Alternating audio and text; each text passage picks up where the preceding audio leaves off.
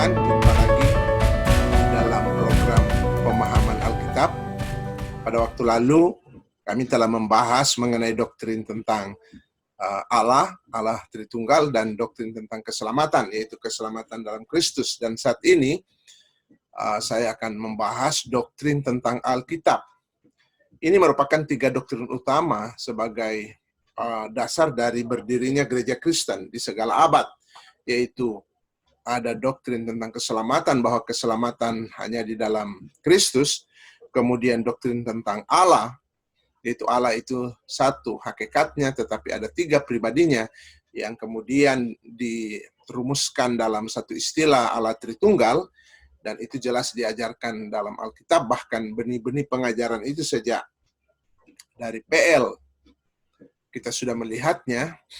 Dan saat ini kita akan belajar salah satu doktrin utama gereja, yaitu doktrin tentang Alkitab. Ini doktrin utama yang seharusnya setiap orang atau setiap kelompok yang mengaku sebagai gereja Kristen, dia harus menerima pandangan yang disampaikan oleh para rasul kepada bapak-bapak gereja dan diteruskan kepada tokoh-tokoh gereja, dan sekarang ini kita terima. Kita harus pelajari, kita harus imani, yakini, dan kita teruskan kepada generasi berikutnya. Nah, saudara-saudara yang kekasih dalam Tuhan, salah satu dari doktrin tersebut adalah doktrin mengenai Alkitab yang kita akan pelajari pada saat ini, yaitu mengenai terbentuknya, proses terbentuknya Alkitab. Jadi bagaimana Alkitab yang ada di tangan kita itu terbentuk?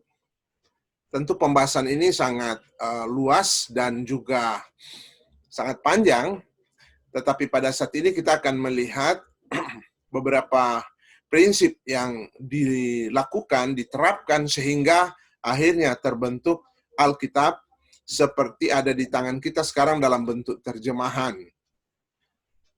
Nah, pertama saudaraku, Alkitab itu terbentuk karena ada pewahyuan dari Tuhan. Karena Tuhan ingin memperkenalkan dirinya. Dia mau menyatakan dirinya. Jadi karena ada unsur pewahyuan, mari kita lihat dulu pertama apa arti pewahyuan. Dapat dikatakan pewahyuan itu adalah tindakan Allah menyatakan dirinya. Bukan cuma itu, tetapi juga menyatakan rencananya bagi kita umat manusia, dan juga menyatakan kehendaknya. Itu yang dimaksud dengan pewahyuan. Jadi Allah membukakan dirinya, Allah menyingkapkan dirinya, Allah menyatakan dirinya, rencananya, dan kehendaknya kepada kita manusia. Jadi Alkitab terbentuk oleh karena ada tindakan Allah mewahyukan dirinya, rencananya, dan kehendaknya. Nah, terdapat 2 sifat wahyu, ya, Tuhan kepada kita. Ada yang disebut wahyu umum, kita akan bahas sebentar. Kemudian kedua, wahyu khusus. Jadi itu ada 2 sifat wahyu, ya, yang perlu kita ingat.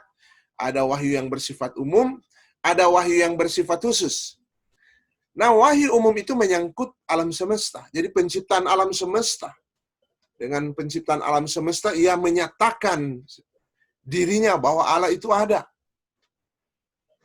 Dan Allah yang bagaimana? Tentu Allah yang maha kuasa, Allah yang maha hebat, Allah yang begitu agung sehingga dapat menciptakan alam semesta yang begitu luar biasa, seperti yang kita lihat. Kemudian Allah mewahyukan dirinya secara umum melalui sejarah bangsa-bangsa. Di dalam Alkitab ditulis mengenai nasib bangsa-bangsa. Dan Allah menyatakan itu melalui para nabi tentang nasib bangsa-bangsa tua, bangsa-bangsa kuno pada masa itu, dan dicatat dalam Alkitab, dan beberapa ratus tahun kemudian itu digenapi. Atau ada beberapa puluh tahun digenapi. Dengan kata lain, Allah menyatakan diri bahwa dia berdaulat terhadap kehidupan bangsa-bangsa. Apalagi tentu terhadap kehidupan kita secara pribadi. Dan wahyu umum juga berbicara hati nurani. Bahwa Allah menciptakan kita manusia dan menempatkan hati nurani di dalam diri setiap manusia. Jadi hati nurani ini semacam mewakili Tuhan yang ada dalam diri kita, yang senantiasa bersuara, yang senantiasa berbicara, menyaksikan bahwa Allah itu ada. Gitu. Itu wahyu umum. Kita akan bahas lagi secara detail. Kemudian wahyu khusus, yaitu pertama Alkitab.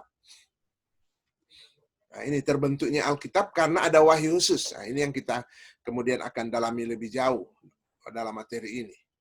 Jadi Alkitab tentu di dalam naskah-naskah aslinya, dan kemudian disalin pada masa abad-abad permulaan karena waktu itu belum ada fotokopi, dan kemudian diterjemahkan ke dalam berbagai bahasa di dunia ini agar supaya semua orang dapat membacanya dan dapat mengerti siapakah Allah yang benar itu, kemudian siapakah apa yang menjadi rencana Allah dalam kehidupan kita umat manusia, dan apa yang menjadi kehendak Allah bagi orang yang percaya dan yang menerima Dia. Itu pertama, wahyu khusus adalah Alkitab. Kemudian kedua, puncak dari Allah menyatakan diri kepada umat manusia, yaitu melalui Yesus Kristus. Kehadiran Yesus Kristus, kedatangan Yesus Kristus ke dunia ini merupakan puncak dari wahyu Tuhan. Wahyu khusus dari Tuhan kepada kita, yaitu melalui Yesus Kristus. Nah, saudara, mari kita akan lihat secara lebih detail. Pertama, kita melihat alam semesta sebagai wahyu umum. Mari kita lihat Mazmur 19 ayat 2. Di sana dikatakan, langit menceritakan kemuliaan Allah, dan cakrawala memberitakan pekerjaan tangannya. Jadi kita lihat alam semesta berbicara kepada kita bahwa Allah itu ada. Allah itu ada. Dan Allah itu betapa agung dan mulia, sehingga Dia dapat menciptakan alam semesta yang begitu hampir tidak terbatas. Alam semesta yang penuh dengan kemuliaannya. Alam semesta yang begitu tersusun dengan begitu harmonis. Begitu komplikasi namun begitu harmonis. Sehingga setiap planet misalnya beredar pada lintasannya. Tidak ada yang mengalami tabrakan di angkasa sana. Karena ada sang perancang, ada sang pencipta, dan ada yang menopang, ada yang menjaga alam semesta itu, yaitu Allah. Jadi alam semesta sebagai wahyu umum itu menyatakan kepada umat manusia bahwa Allah itu ada dan Allah itu agung. Dalam Roma 1 ayat 20 di sana dikatakan, sebab apa yang tidak nampak daripadanya, daripada Tuhan, yaitu kekuatannya yang kekal dan keilahiannya, dapat nampak kepada pikiran dari karyanya. Dapat nampak pada pikiran dari karyanya sejak dunia diciptakan, sehingga mereka tidak dapat berdalih. Manusia tidak dapat berdalih. Oh, Tuhan tidak menyatakan diri kepada saya. Siapapun manusia, berada di hutan belantara, berada di pelosok-pelosok, mereka dapat menyaksikan alam semesta ini. Kekuatan Allah dan keilahiannya bisa nampak dari karyanya. Karya alam semesta yang begitu agung ini menceritakan tentang kemuliaan Allah. Bahwa Allah itu ada. Nah, saudaraku yang kekasih dalam Tuhan, pada masa sebelum Masehi, para astronomer, misalnya Ptolemy misalnya, mereka telah mencoba menghitung jumlah bintang-bintang. Ada 1026 buah menurut Ptolemy, dan menurut Hipparchus, astronomer Yunani, 400 tahun kemudian, yaitu tahun 200 Masehi, bahwa jumlah bintang di angkasa sana ada sekitar 6.000 jumlah bintang bila dilihat dari semua penjuru dunia. Tetapi Thomas Hubble pada abad 20 tahun 1920-an ya, kalau tidak salah 1920-an, dengan menggunakan teleskop raksasa, dan kemudian dia coba melihat alam semesta ini, bahwa ternyata di angkasa sana ada bermiliar-miliar bintang. Di dalam Bima Sakti saja, galaksi Bima Sakti, itu galaksi bumi kita ya, galaksi kita ya di bumi ini. Galaksi Bima Sakti itu ada miliar bintang ketika dilihat dengan teleskop.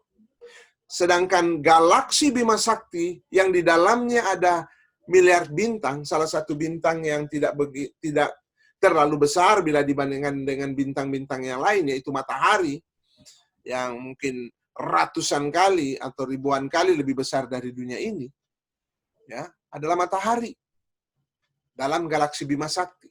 Nah, galaksi Bima Sakti yang di dalamnya ada ribuan bintang hanyalah salah satu galaksi dari sekian miliar galaksi. Salah satu dari sekian miliar galaksi.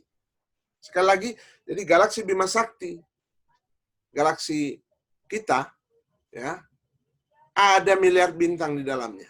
Sementara galaksi Bima Sakti ini hanya salah satu dari sekian miliar galaksi. Disinilah kita lihat alam semesta ini hampir tak terbatas. Luar biasa. Betapa besarnya, betapa agungnya, betapa indahnya. Tentu kalau misalnya kita datang ke Lembang dan menggunakan teleskop dan melihat ke angkasa sana, kita akan melihat bagaimana betapa luar biasa indahnya ketika kita melihat bintang-bintang. Bahkan sekarang ada keyakinan para ilmuwan, ada banyak bintang, ada banyak galaksi yang mungkin belum ditemukan. Nah, saudaraku yang kekasih, keilahian Allah dan kekuatannya dapat nampak pada pikiran. Ketika pikiran kita gunakan, nalar kita gunakan, maka pasti kita akan menyimpulkan Tuhan itu ada. Ada Sang Pencipta. Bumi ini tidak mungkin hanya terjadi secara kebetulan.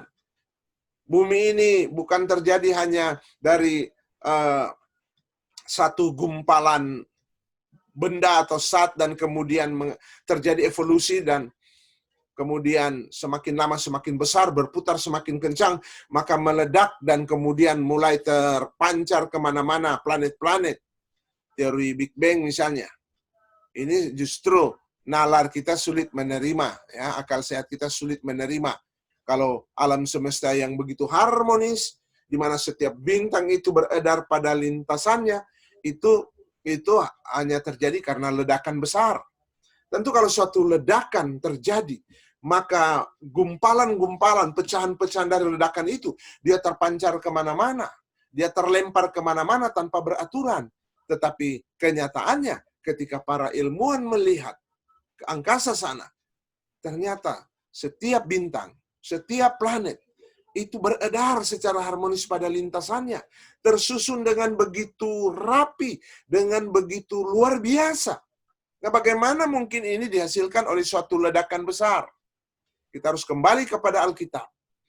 Kalau kita mau menjaga akal sehat kita, bahwa alam semesta ini ada Sang Pencipta. Dan ini wahyu umum melalui alam semesta. Dinyatakan bahwa Allah itu ada. Dan Allah itu agung. Allah itu luar biasa. Alam semesta hampir tidak terbatas. Nah, ini menceritakan kemuliaan Allah, ya, dari kemuliaan Allah sebagai Sang Pencipta. Tadi saya sudah coba menggambarkan bagaimana penemuan para astronomer, terutama pada abad ke-20, ditemukan betapa luar biasa alam semesta, hampir tak terbatas. Kemudian karena itu, Alkitab mengatakan hanya orang bodoh yang berkata bahwa tidak ada Allah. Orang yang tidak pakai otaknya, orang yang tidak pakai nalarnya, menyangkal keberadaan Allah. Jadi mereka yang ateis sebenarnya adalah mereka yang tidak menggunakan logikanya, tidak menggunakan akalnya. Orang yang menggunakan akalnya dengan sehat, dia akan tiba pada kesimpulan bahwa Allah itu ada. Itulah fungsi wahyu umum, untuk menyatakan keberadaan Allah. Saudara, karena itu para ilmuwan sejati meyakini pengajaran tentang teisme. Coba kita membaca kembali buku-buku sejarah para penemu. Kebanyakan mereka adalah orang-orang percaya. Para penemu ya, mereka adalah ilmuwan sejati. Adalah orang-orang percaya, adalah orang-orang Kristen. Misalnya Blaise Pascal, seorang ahli ilmu alam, ahli kimia, ilmu alam, dan dia bukan cuma menulis banyak buku tentang sains, tetapi juga dia menulis beberapa seri teologi. Para ilmuwan lainnya seperti Louis Pasteur, seperti Boyle, Thomas Alva Edison yang menemukan lampu pijar, mereka adalah orang-orang Kristen, adalah orang-orang yang percaya kepada Tuhan Yesus. Karena apa? Ketika mereka menyelidiki alam semesta, mereka akan tiba pada kesimpulan tidak mungkin ini terjadi secara kebetulan. Kalau ilmuwan yang bukan sejati ya, seperti mungkin siapa penemu yang menganjurkan teori evolusi, Darwin misalnya. Apa yang dia lakukan itu sebenarnya bukan sebagai pembuktian. Dia hanya menyusun ya fosil-fosil mulai dari yang sederhana sampai kepada yang rumit, dan kemudian menyimpulkan bahwa fosil-fosil yang sudah berkembang dan menjadi fosil yang lebih sempurna, yang lebih rumit, itu berasal dari fosil yang sangat sederhana. Tentu ini bukti yang dia kemukakan masih perlu dibuktikan lagi bahwa rangkaian yang ada itu memang mengalami suatu proses. Karena rangkaian yang dia tunjukkan itu sebenarnya dapat menunjukkan bahwa ada Allah Sang Pencipta yang telah menciptakan ya alam semesta ini dengan rangkaian seperti itu, mulai dari yang sederhana sampai dengan yang rumit.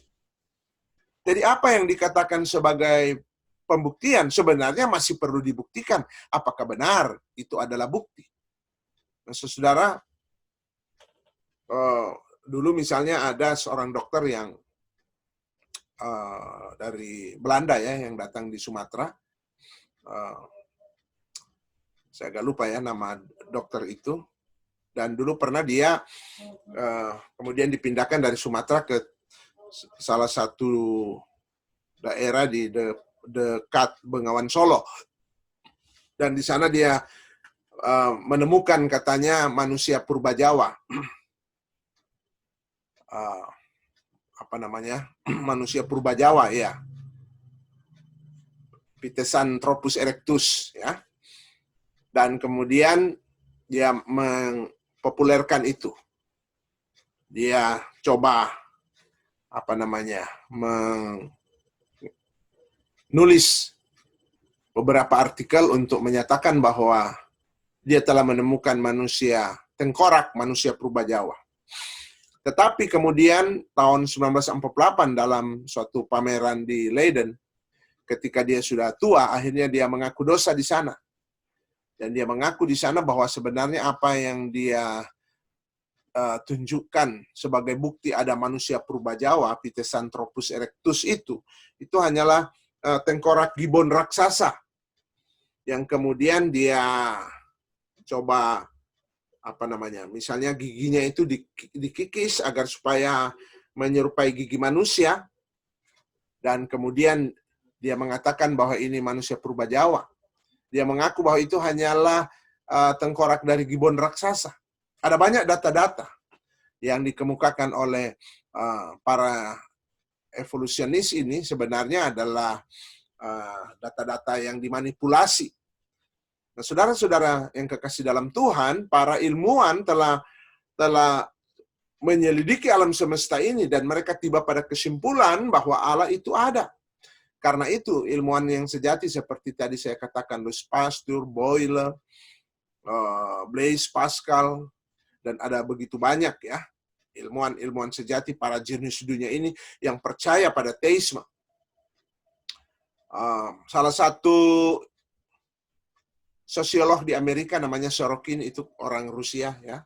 Dia mengatakan dalam salah satu bukunya bahwa pada abad pertengahan ada sekitar 80% orang-orang jenius dunia ini adalah orang-orang gereja.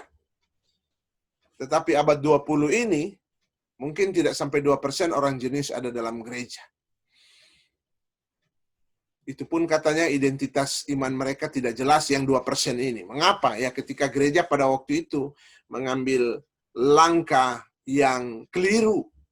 Ketika Galileo Galilei misalnya memperkenalkan bahwa matahari adalah pusat alam semesta, dan kemudian gereja waktu itu menghukum Galileo Galilei. Mulai pada waktu itu banyak orang jenius meninggalkan gereja oleh karena berpikir gereja itu anti ilmu pengetahuan, anti sains. Padahal sebenarnya Alkitab tidak pernah mengajarkan bahwa pusat dari alam semesta ini adalah bumi. Yang diajarkan oleh Alkitab bahwa bumi di mana manusia tinggal di sana adalah pusat dari rencana Allah, keselamatan Allah terhadap manusia yang tinggal di sana. Itu yang salah ditafsirkan oleh gereja pada abad pertengahan. Dan akhirnya banyak orang-orang pintar meninggalkan gereja. Tetapi kita melihat dalam sejarah bahwa para ilmuwan sejati, mereka meyakini bahwa Allah itu ada. Saudaraku yang kekasih dalam Tuhan, mari kita melihat sejarah bangsa-bangsa sebagai wahyu umum. Pertama, dengan tergenapinya nubuatan Alkitab tentang keruntuhan bangsa-bangsa. Keruntuhan bangsa-bangsa. Alkitab menubuatkan ada bangsa-bangsa yang besar pada zaman perjanjian lama yang akan diruntuhkan oleh Tuhan oleh karena kejahatan dan dosa mereka. Dan itu tergenapi. Misalnya, di dalam kitab Yeskiel saya ambil, ada banyak nubuatan dalam Alkitab. Saya cuma mengambil karena ruang yang terbatas dari Yeskiel 25, pasal 25 sampai pasal 29. Di sana ada nubuatan tentang bangsa Amon. Akan dimusnahkan, dan sekarang nggak ada lagi. Di mana itu bangsa Amon? Kemudian bangsa Moab. Kemudian bangsa Edom, yaitu keturunannya Esau, saudaranya Yakub, ya, saudara Israel. Itu dihancurkan. Kemudian kota Tirus, Sidon. Nah, saya mencantumkan juga sini Mesir, ya, di dalam Yeskiel 29. Bagaimana nubuatan tentang Mesir? Karena Mesir adalah bangsa yang sampai hari ini masih ada. Nah, mari kita lihat nubuatan Alkitab tentang Mesir. Dalam Yeskiel 29 ayat 8 sampai 9, kemudian saya kutip lagi ayat 13 sampai 15. Bagi saudara di rumah boleh baca tentu seluruh pasal ini supaya lengkap, tapi karena ruang terbatas saya hanya mengambil ayat 8 dan 9. Dikatakan, oleh sebab itu beginilah firman Tuhan Allah, sungguh aku mendatangkan pedang atasmu dan melenyapkan manusia dan binatang daripadamu. 9. Sehingga tanah Mesir akan menjadi sunyi sepi dan menjadi reruntuhan. Dan mereka akan mengetahui bahwa akulah Tuhan. Oleh karena engkau berkata sungai Nil aku punya. Aku yang membuatnya. Ayat 13. Sebab beginilah firman Tuhan Allah. Pada akhir 40 tahun itu, aku akan mengumpulkan orang-orang Mesir dari tengah bangsa-bangsa di mana mereka berserak. Jadi Mesir pernah diserang oleh Asyur. Dan kemudian orang-orang Mesir terserak ke mana-mana. Tetapi Tuhan janji bahwa Tuhan akan kumpulkan lagi mereka. Dan itu Tuhan sudah lakukan. Kemudian ayat 14. Dan aku akan memulihkan keadaan Mesir dan mengembalikan mereka ke tanah Patros, yaitu tanah asal mereka. Dan di sana mereka menjadi kerajaan yang lemah. Mesir akan dihancurkan oleh Tuhan. Mereka tersebar kemana-mana, tetapi setelah 40 tahun Tuhan akan kumpulkan kembali orang-orang Mesir ke tanah Patros, tapi mereka hanya akan menjadi satu kerajaan yang lemah. Coba saudara lihat, Mesir itu adalah negara yang sudah ada sebelum Masehi. Bandingkan dengan Indonesia yang nanti ada pada tahun berapa ya? 45. Ya, baru sekitar beberapa tahun. Ya, belum sampai 100 tahun. Tetapi rasanya Indonesia jauh lebih maju daripada Mesir. Apa yang kita kenal sekarang ini dengan Mesir? Bahkan banyak orang yang pernah ke sana mengatakan bahwa nampaknya kota sana, misalnya Kairo, itu seperti kota tua, ya, kota yang banyak debunya, seperti itu. Padahal ini adalah bangsa negara yang sudah ada sebelum Masehi, pernah menjadi negara superpower pada masa sebelum Masehi setelah Mesopotamia. Tetapi kenapa sekarang mereka menjadi semacam satu kerajaan, satu negara yang kelihatan lemah? Karena Alkitab telah menubuatkan tentang hal itu. Di ayat 15 di sana dikatakan di antara kerajaan ia akan yang paling lemah dan tidak akan dapat meninggikan dirinya lagi di atas bangsa-bangsa lain. Aku akan membuat mereka begitu lemah sehingga mereka tidak akan memerintah bangsa-bangsa lagi. Dulu Mesir berjaya, dia menyerang negara-negara di sekitarnya, menaklukkannya, termasuk Israel pernah ditaklukkan oleh Mesir, tetapi Tuhan akan menghukum mereka, meskipun janji Tuhan kepada Mesir, bahwa Tuhan akan memulihkan kembali mereka, tapi mereka hanya akan menjadi suatu kerajaan yang lemah. Kalau bangsa-bangsa lain, Tuhan menghancurkannya dan tidak ada janji pemulihan. Dan tidak pernah ada pemulihan untuk Babel, tidak ada pemulihan untuk Moab, untuk Edom, tapi untuk Mesir, Tuhan berkata, aku akan memulihkan dia setelah 40 tahun Tuhan hukum, tapi hanya akan membuat mereka begitu lemah. Dengan adanya nubuatan Allah yang tergenapi, Allah mewahyukan dirinya sebagai Allah yang hidup.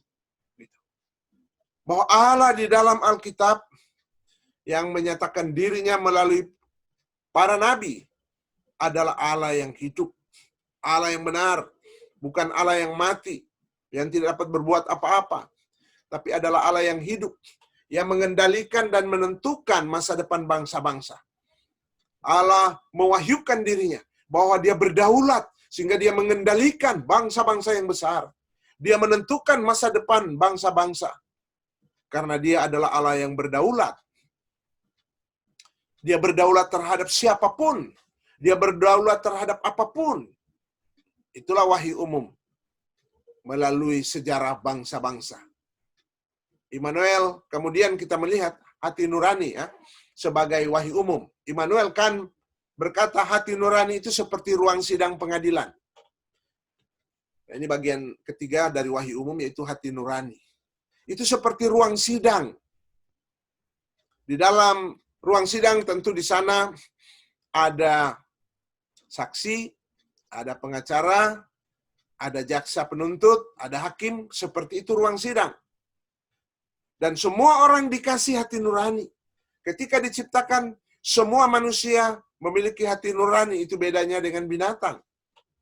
Ya. Binatang yang ada pada mereka hanyalah insting.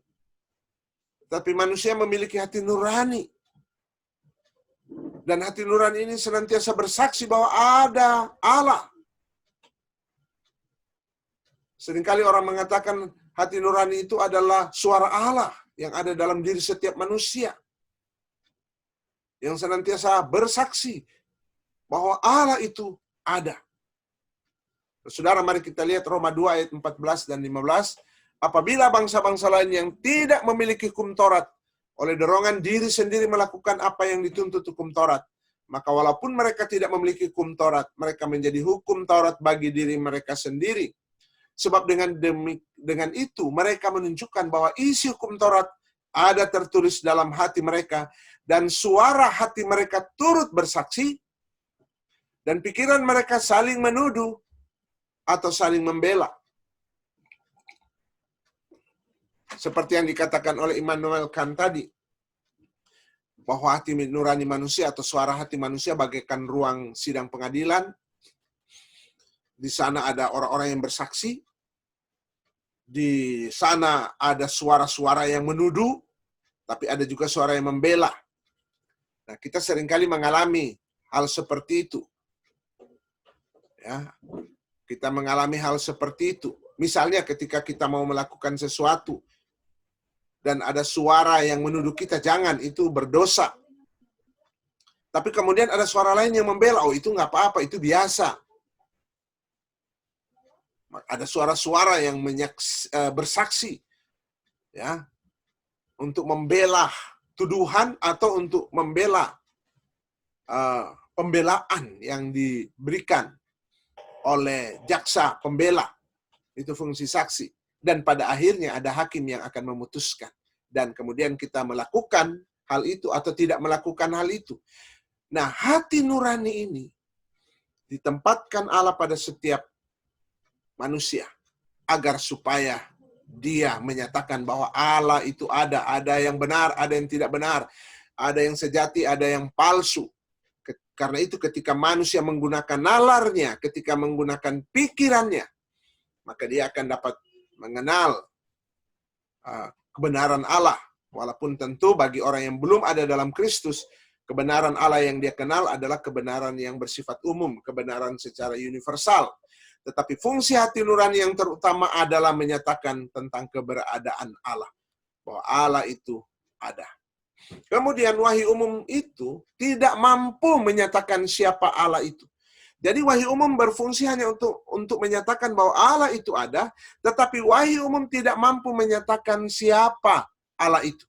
Siapa Allah yang benar itu. Siapa Allah yang menciptakan alam semesta ini. Siapa Allah yang berdaulat, yang menentukan kehidupan bangsa-bangsa, bahkan kehidupan tentu pribadi kita masing-masing. Siapa Allah yang menempatkan hati nurani dalam diri manusia. Wahyu umum tidak sanggup menyatakan itu. Wahyu umum hanya sanggup menyatakan bahwa Allah itu ada. Dan saudara yang kekasih, sekarang kita akan masuk pada bagian berikut, yaitu tentang wahyu khusus. Alkitab sebagai wahyu khusus dari Tuhan. Artinya, Allah menyatakan dirinya, rencananya, dan kehendaknya melalui Alkitab. Dia mengutus para nabi, kemudian datang ke masa perjanjian baru para rasul, dan dia menggerakkan mereka untuk menuliskan Alkitab. Dan dari Alkitab itu, kita boleh mengetahui siapa Allah yang benar itu. Jadi Alkitab sebagai wahyu khusus adalah untuk menyatakan siapa Allah yang benar itu.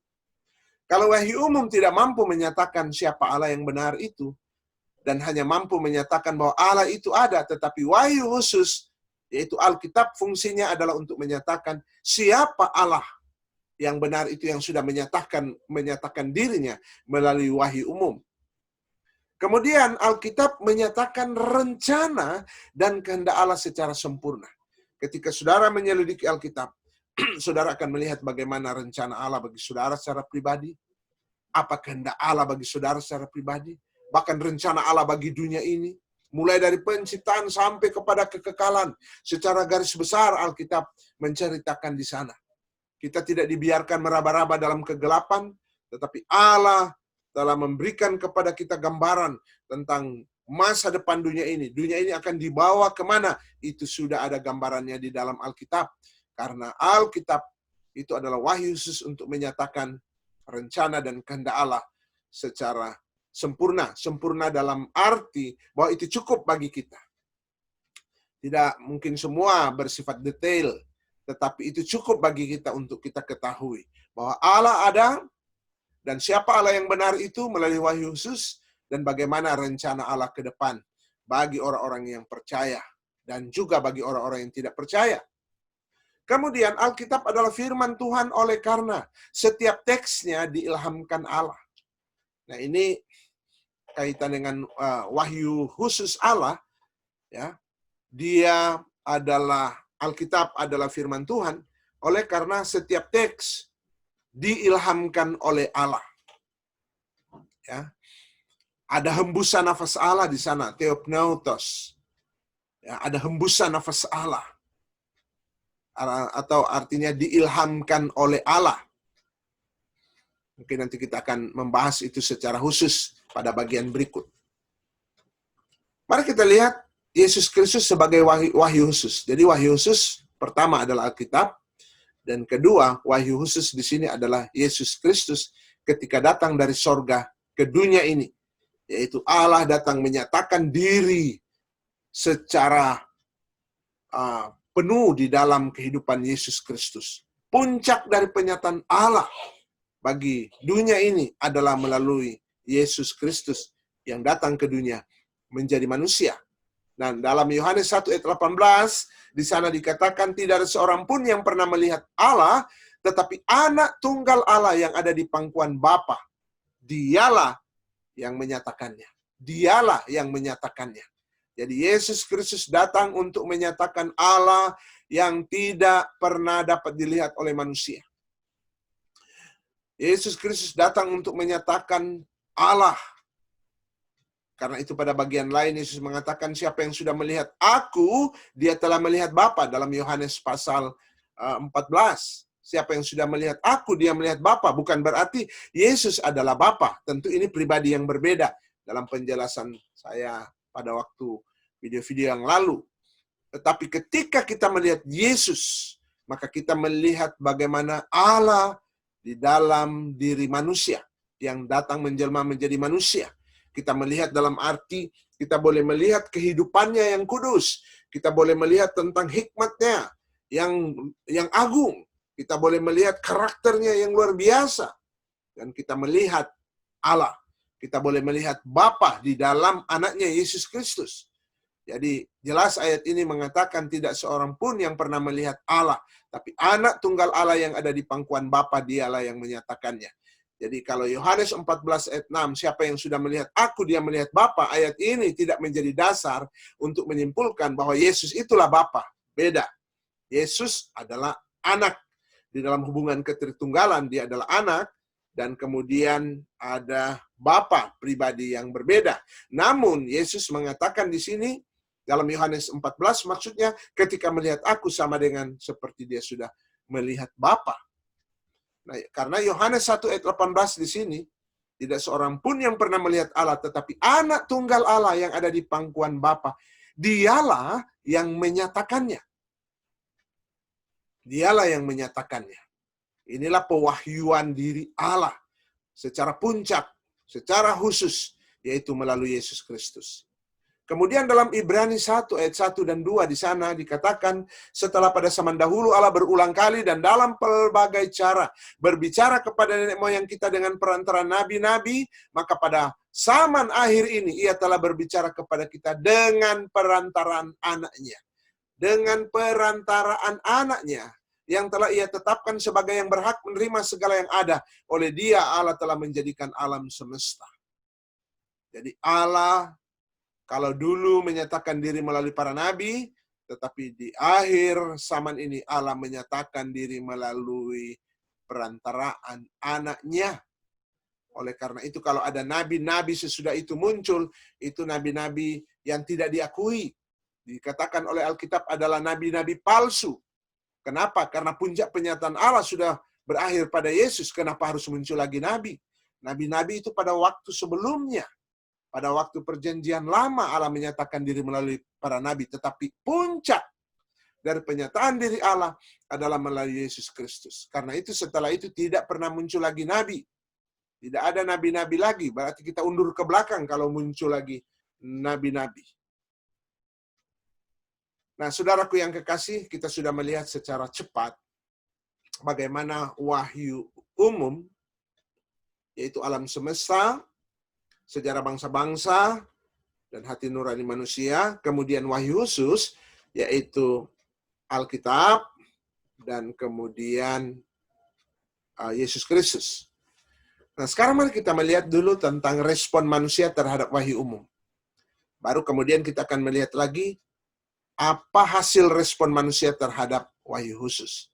Jadi yang kita akan lihat sekarang, apa yang menjadi hasil dari respon manusia terhadap wahyu umum.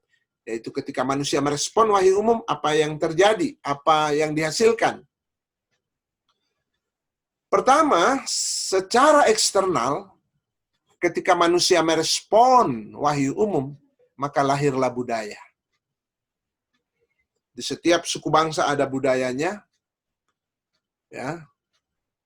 Siapa yang menciptanya? Tentu masyarakat di setiap tempat.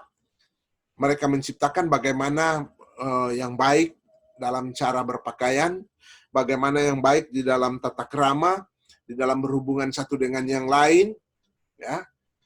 Itulah budaya, ya. Misalnya menyangkut adat istiadat, norma-norma dan sebagainya. Dan itu sebenarnya oleh karena manusia memiliki hati nurani, manusia bisa memandang alam semesta yang begitu harmonis, yang begitu indah, yang begitu teratur, maka itu semua mengilhami dalam arti tanda kutip ya, semuanya itu menggerakkan manusia untuk membangun kehidupan mereka di dalam bermasyarakat dengan secara rapi, dengan secara harmonis. Dan itulah yang kemudian disebut dengan budaya. Nah, lingkup budaya itu misalnya adat istiadat, tadi saya sudah singgung.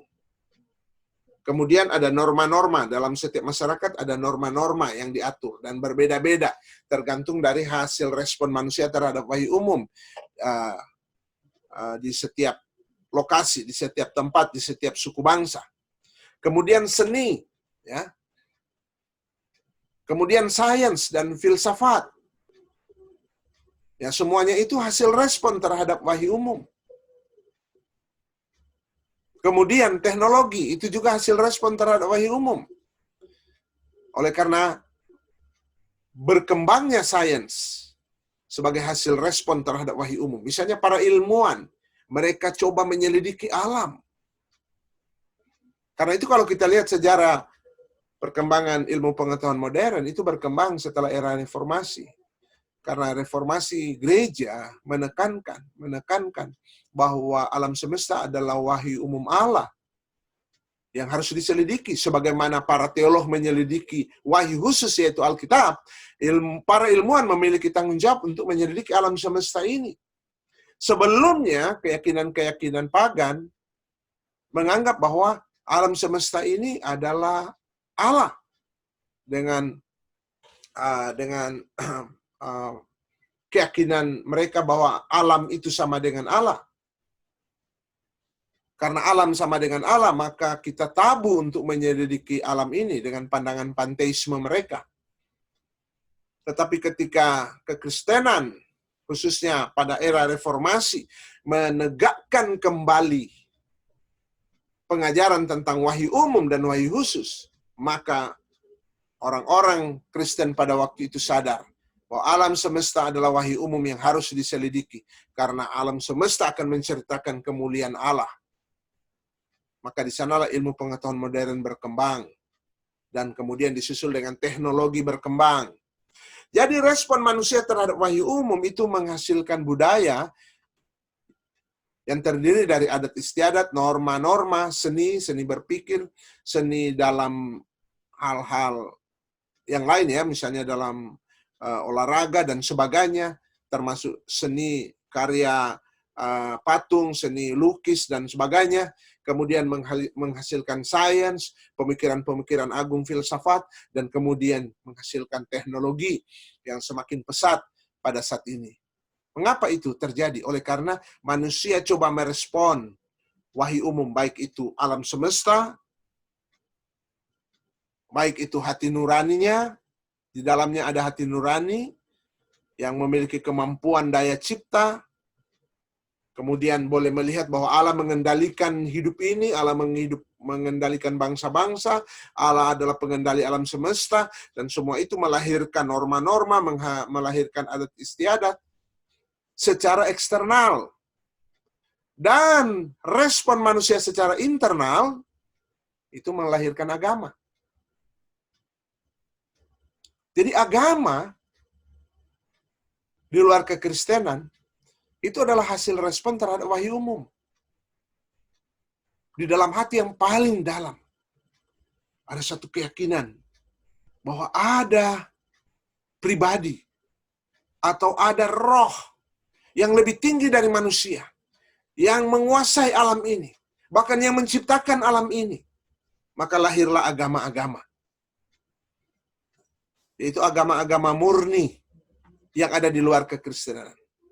Mengapa di sini dituliskan agama-agama murni? Karena ada agama-agama yang tidak murni. Ada agama-agama yang tidak lebih dari suatu gerakan politik misalnya. Ada agama-agama yang sebenarnya bukan muncul dari hasil perenungan terhadap kebesaran Tuhan yang ada di alam semesta ini.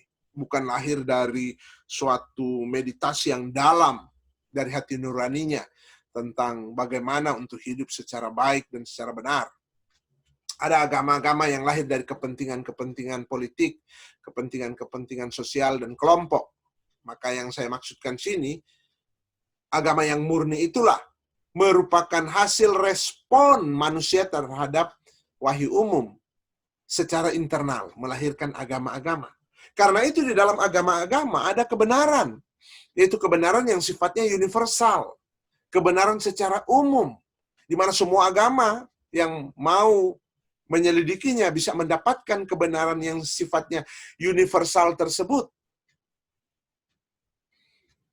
Namun, ada satu hal yang perlu kita ingat, bahwa fakta kejatuhan dalam Kejadian pasal 3, yaitu ketika manusia jatuh dalam dosa, maka tentu hasil respon manusia ini mengalami distorsi. Ya, bisa mengalami distorsi. Ada banyak cacat celah dari hasil respon manusia, baik itu secara eksternal, yaitu budaya, maupun secara internal, yaitu agama. Itu ada distorsi, mengalami penyusutan, mengalami cacat celah, oleh karena manusia sudah jatuh dalam dosa.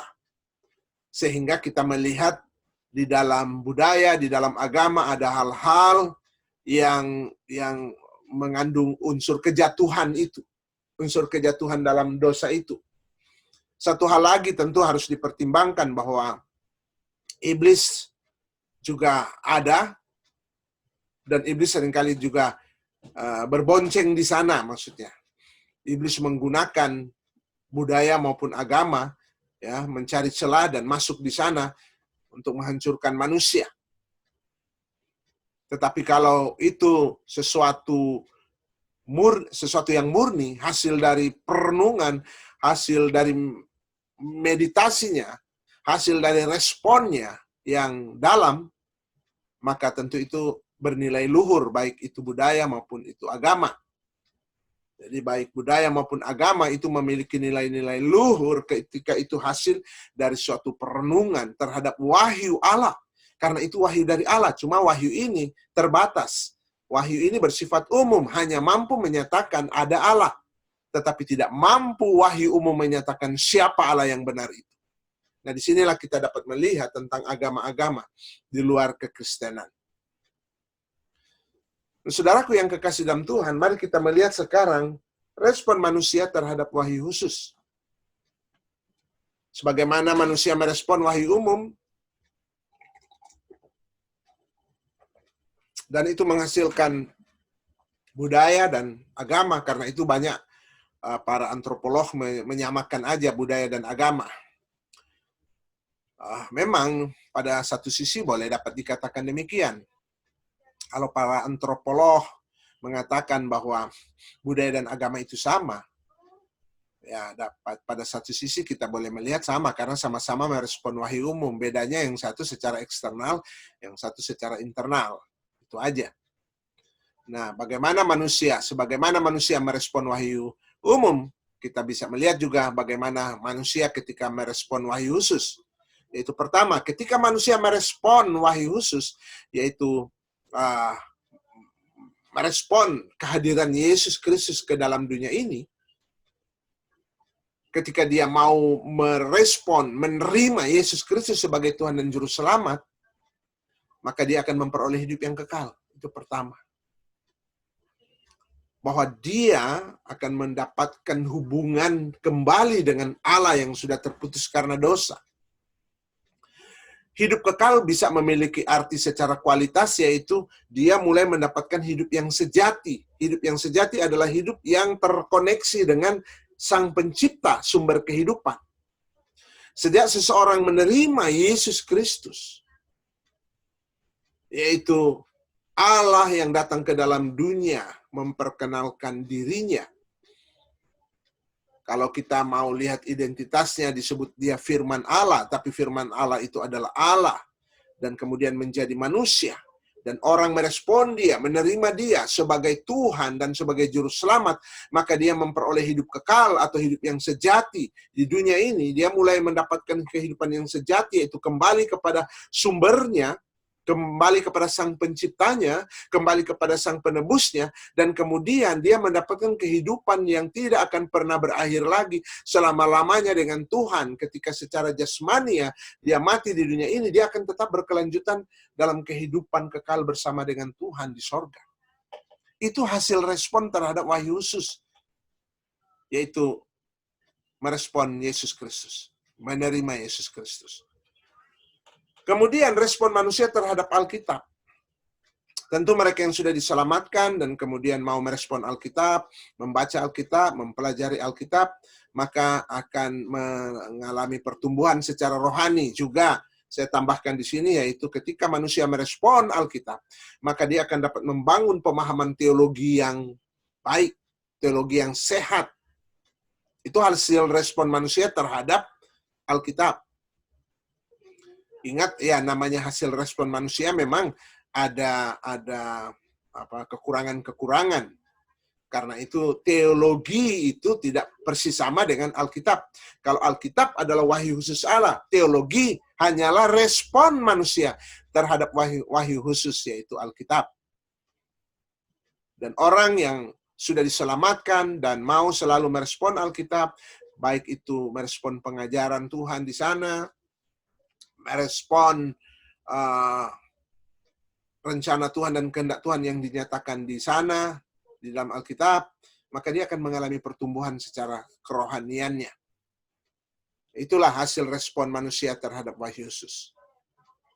Nah, saudara, kembali lagi ke Alkitab yang kita akan bahas. Bagaimana dengan Alkitab? Bagaimana dengan Alkitab? Nah, Alkitab itu berisi kebenaran yang sifatnya umum, hasil dari respon terhadap wahyu umum.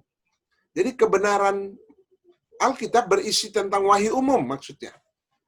Karena itu di sana dinyatakan tentang alam semesta, menceritakan kemuliaan Allah, bahwa alam semesta menunjukkan tentang kekuatan Allah dan keilahiannya, kemudian menyangkut sejarah bangsa-bangsa di sana, dijelaskan bagaimana nasib bangsa-bangsa besar yang akan datang di dunia ini, kemudian juga berisi respon manusia terhadap wahyu umum, yaitu melahirkan filosofi hidup yang kita bisa baca misalnya dalam kitab Amsal. Sehingga itu kita melihat di dalam Alkitab ada kebenaran-kebenaran yang sama atau mirip dengan kebenaran yang ada dalam agama lain. Karena sifat kebenaran itu bersifat universal. Kalau misalnya dalam Alkitab ada mengajarkan bahwa mencuri adalah dosa, agama-agama lain juga mungkin akan mengklaim bahwa mereka mengajarkan seperti itu, bahwa mencuri adalah dosa. Karena itu adalah kebenaran yang sifatnya umum yang dapat diperoleh di dalam agama-agama lain juga, pengajaran seperti itu. Di dalam Alkitab ada ajaran yang sifatnya universal. Dan disinilah kita dapat ketemu dengan saudara kita, ya, saudara-saudara dalam kemanusiaan yang berada di dalam agama-agama lain. Kita dapat bertemu dan dapat bekerja sama dengan saudara kita yang berada di dalam agama-agama lain melalui wahyu umum ini. Untuk membangun peradaban dunia ini, untuk membangun kemanusiaan di dunia ini. Karena sama-sama kita mampu merespon wahyu umum. Dan itu dapat saling menerima dan saling mendukung satu dengan yang lain. Di dalam Alkitab ada hal-hal yang sama seperti yang diajarkan juga di tempat-tempat yang lain. Ada hal-hal yang mirip. Konfutsi mengajarkan, jangan engkau perbuat apa yang engkau tidak mau orang lain perbuat kepadamu. Yesus mengajarkan, perbuatlah apa yang engkau mau orang perbuat kepadamu. Mirip. Konfutsi mengatakan, jangan engkau berbuat sesuatu di mana engkau tidak mau perbuatan itu dilakukan kepadamu. Tapi Yesus mengatakan dalam Matius pasal 7, perbuatlah apa yang engkau mau orang lain perlakukan itu kepadamu. Mirip. Cuma Konfutsi bersifat pasif, jangan. Tetapi Yesus mengajarkan bersifat aktif, lakukanlah. Nah, ini karena apa? Karena memang apa yang diterima oleh Konfutsi itu dah hasil respon terhadap wahyu umum. Dan begitu juga dalam ajaran-ajaran yang lain, di dalam agama-agama lain. Ada kebenaran yang sifatnya umum. Tetapi ada di dalam Alkitab kebenaran yang bersifat khusus. Sebagai respon terhadap wahyu khusus. Nah, Alkitab berisi kebenaran yang sifatnya universal, itu hasil respon terhadap wahyu umum. Memiliki kesamaan-kesamaan, kemiripan dengan ajaran-ajaran dalam agama yang lain. Ada di dalam Alkitab. Tetapi di dalam Alkitab, dan ini yang terutama, berisi juga kebenaran-kebenaran yang sifatnya unik, yang sifatnya khusus. Hanya di dalam Alkitab dijelaskan mengenai Allah Tritunggal. Hanya di dalam Alkitab dijelaskan bahwa Yesus adalah Allah yang datang menjelma menjadi manusia, dan kematiannya di kayu salib, darahnya itu menyucikan dosa. Orang yang percaya kepadanya, maka dia akan mengalami pengampunan dosa. Oleh karena darah yang sudah tertumpah di kayu salib, itu kebenaran-kebenaran yang unik. Dan ini tidak ada kesamaan dengan ajaran di dalam agama lain. Kaum pluralisme Kristen atau kaum liberal Kristen mau mempreteli kebenaran-kebenaran unik ini, terutama tentang keunikan Kristus misalnya. Tentu ini tidak benar. Kita kaum Injili tentu akan memperjuangkan kebenaran-kebenaran yang sifatnya unik, yang memang berbeda dengan apa yang ada di luar sana, karena ini lebih tinggi dari kebenaran-kebenaran yang sifatnya umum, kebenaran universal. Karena ini adalah kebenaran khusus yang hanya dinyatakan di dalam Alkitab dan di dalam diri Yesus. Namun kita dapat ketemu dengan saudara kita di luar sana, dengan agama-agama lain, melalui kebenaran universal yang ada juga dalam Alkitab. Nah, ini hasil respon manusia terhadap wahyu umum dan wahyu khusus. Ini adalah kebenaran wahyu umum dan kebenaran wahyu khusus yang ada di dalam Alkitab. Dan biarlah kita dapat memahami ini sehingga kita tidak harus demi untuk kerjasama dengan agama-agama lain, kita harus menafikan kebenaran yang bersifat unik di dalam Alkitab. Dan juga kita tidak bersikap fanatik buta sehingga kita sangat tertutup dengan saudara-saudara kita dari agama lain. Hanya karena kita hanya mengetahui kebenaran yang sifatnya unik. Padahal ada kebenaran yang sifatnya universal, dan itu pun hasil dari respon terhadap wahyu Tuhan yang sifatnya umum.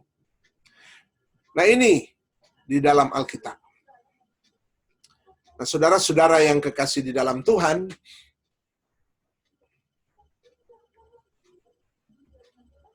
bagian kedua adalah pengilhaman, dan saya akan jelaskan pada video berikut. Kiranya Bapak, Ibu, saudara yang kasih dapat mengikutinya, agar supaya lebih lengkap. Ini baru bagian yang pertama. Alkitab terbentuk oleh karena ada pewahyuan. Kedua, Alkitab terbentuk oleh karena ada pengilhaman. Sampai di sini dulu videonya. Ikuti untuk video berikutnya, yaitu mengenai adanya pengilhaman. Terima kasih. Tuhan Yesus memberkati. Haleluya. Amin.